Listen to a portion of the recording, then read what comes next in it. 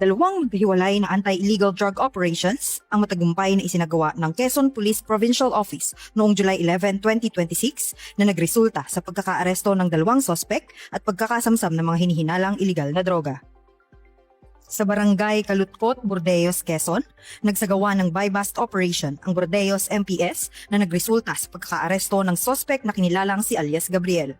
Nakumpiska sa kanyang posisyon ang 4 na sachet ng hinihinalang shabu na may kabuuang timbang na 0.75 grams at mayroon itong standard drug price na 5,100 at tinatayang street value na 15,300 pesos.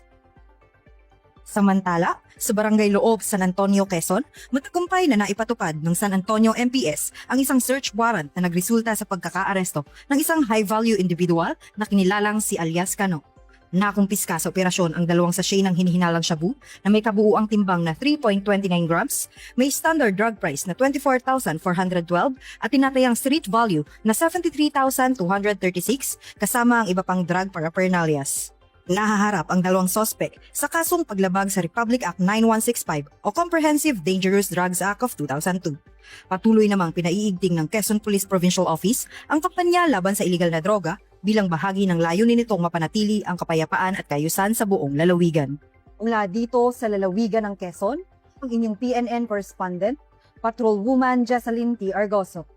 Alagad ng batas, tagataguyod ng Balitang Pulis.